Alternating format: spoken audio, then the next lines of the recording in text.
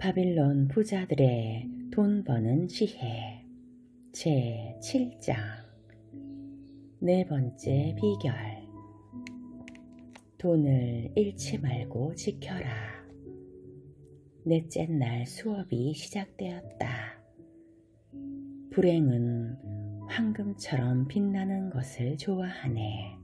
그러니 지갑 속 돈을 잘 지켜야 하네.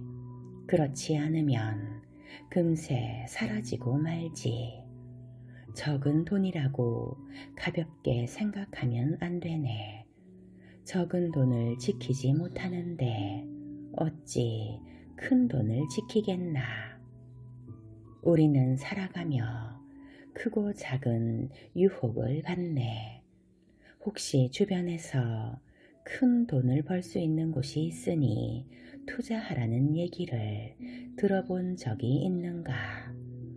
친구나 친척이 찾아와서 그럴듯한 이야기를 하면 귀가 팔랑거리기 마련이라네. 하지만 투자의 첫 번째 원칙은 원금을 지키는 것이네. 아무리 매력적이라도 원금을 잃을 수 있는 위험한 곳에는 투자하면 안 되네. 실패의 대가가 너무 크기 때문일세. 그러니 피땀 흘려 모은 돈을 투자하기 전에는 신중하게 따져봐야 한다네. 반드시 원금의 안전성을 살피게. 하루빨리 부자가 되고 싶다는 욕심에 현혹되지 말게. 다른 사람에게 돈을 빌려주기 전에 꼭 확인하게. 이 사람이 돈을 갚을 능력이 있는지, 돈을 잘 갚는다는 평판이 있는지 말일세. 그래야 힘들게 모은 돈을 잃지 않는다네. 또 어떤 사업에 투자하든지 먼저 그 사업의 위험성을 먼저 파악해야 하네. 내 첫 투자는 완전한 실패였지. 1년 내내 힘겹게 모은 돈을 벽돌공 아주무르에게 맡겼네. 아주무르가 페니키아로 여행 갈 때 진귀한 보석을 사오라고 했지. 그가 돌아오면 보석을 팔아 이익을 나누기로 했었거든. 하지만 아주무르는 사기꾼에게 속아 싸구려 유리 조각을 가지고 돌아왔다네. 나는 땀 흘려 모은 돈을 몽땅 날리고 말았네. 정말 소중한 경험을 했지. 벽돌공에게 보석을 사달라고 부탁한 건 정말 어리석은 짓이었지. 내가 이 경험에서 얻은 지혜가 무엇이겠나. 투자할 때 자신의 지혜를 너무 믿어선 안 된다는 것이네. 또한 그 분야의 경험자에게 조언을 구해야 한다는 점이네. 그 분야를 잘 아는 사람의 조언을 새겨 들으면 큰 손실을 막아주는 법일세. 지금까지 말한 것이 네 번째 비결이네. 돈을 벌고 모으는 것도 중요하지만 모은 돈을 잃지 않는 것도 중요하다네. 다시 정리하겠네. 첫째, 원금을 안전하게 지킬 수 있고 필요할 때 원금을 되찾을 수 있는 곳, 적절한 이익을 볼 수 있는 곳에 투자하게. 그래야 돈을 지킬 수 있다네. 둘째, 그 분야의 경험자에게 조언을 구하게. 그의 경험과 지혜가 귀중한 나의 돈을 지켜줄 것이네. 다섯 번째 비결. 집을 사라. 다섯째 날 수업이 시작되었다. 수입의 10%를 저축하고 나머지 돈으로 생활하라고 가르쳤네. 만약 수입의 80%로 생활해도 쪼들리지 않는다면 어떻게 하겠나? 그러면 그 일부를 수익성 높은 곳에 투자해 재산을 더 빠르게 불릴 수 있다네. 바빌론 사람 대부분이 열악한 환경의 집에서 살고 있네. 비싼 임대료를 내고 있지만 아내가 꽃을 가꿀 화단도 없고 아이들이 뛰어놀 공간도 없다네. 아이들은 더럽고 비좁은 골목으로 내몰리고 있지. 아이들이 마음껏 뛰놀고 아내가 꽃과 채소를 키울 땅이 없다면 어찌 인간다운 삶을 산다고 말할 수 있겠나.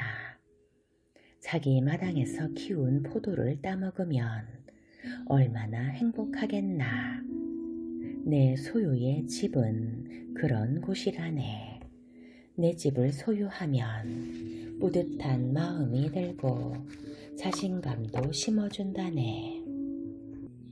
일할 때마다 열정을 가지고 더욱더 최선을 다하게 되는 법이지.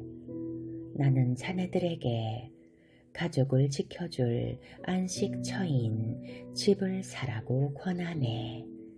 의지만 있다면 누구나 집을 소유할 수 있다네. 위대한 사르곤 왕이 영토를 얼마나 넓혀 놓았나. 바빌론에는 아직 개간되지 않은 땅이 많다네. 부지런히 발품을 팔면 합리적인 가격에 집을 살 수 있다네. 집값이 비싸서 못 산다는 말은 하지 말게. 열심히 모은 돈이 얼마간이라도 있고 소득도 있다면 적당한 집을 살 수 있다네. 대금업자가 집을 담보로 부족한 돈을 빌려주기 때문이지. 집주인에게 월세를 내듯이 대금업자의 빚을 갚아 나가면 된다네. 갚을 때마다 빚이 줄어드니 언젠가 빚을 청산하고 온전한 집주인이 될 것이네. 그러면 가족들이 얼마나 기뻐하겠나. 행복에 겨운 집사람이 더 열심히 내조하지 않겠나. 자주 이사 다니지 않아도 되니 아이들도 좋아할 것이네. 자기 집을 소유하면 좋은 점이 많다네.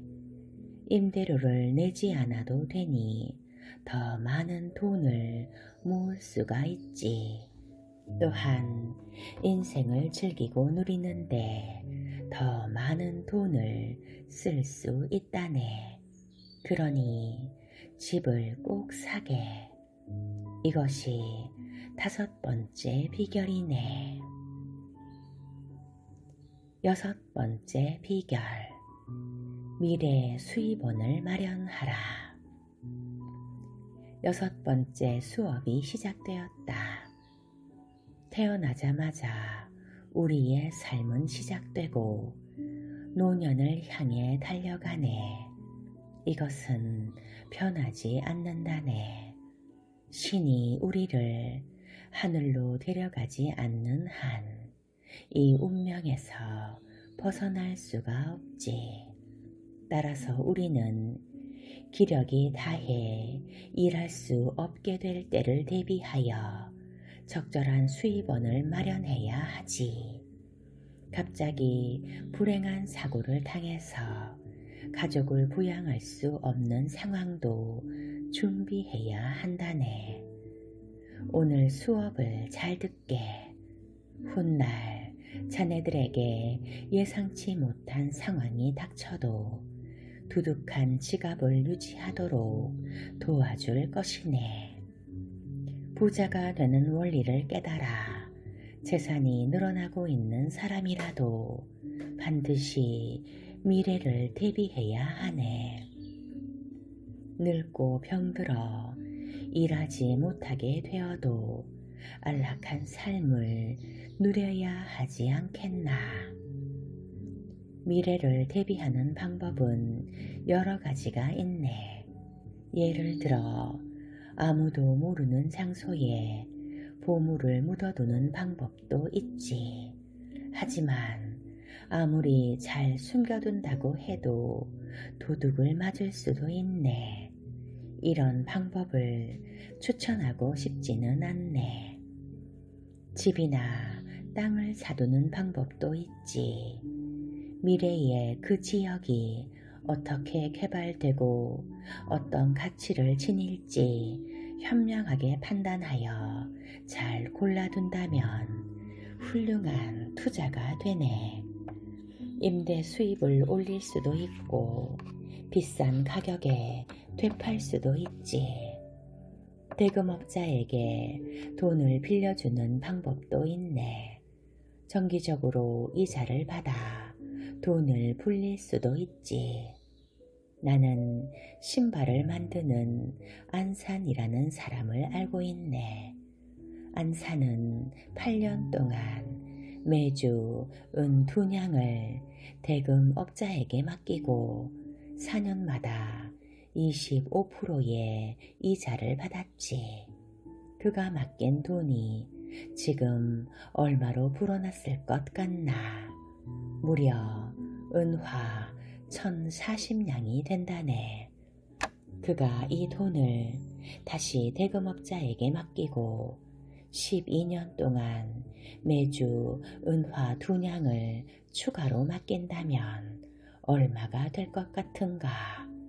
계산해 보면 대략 4,000냥이 된다네.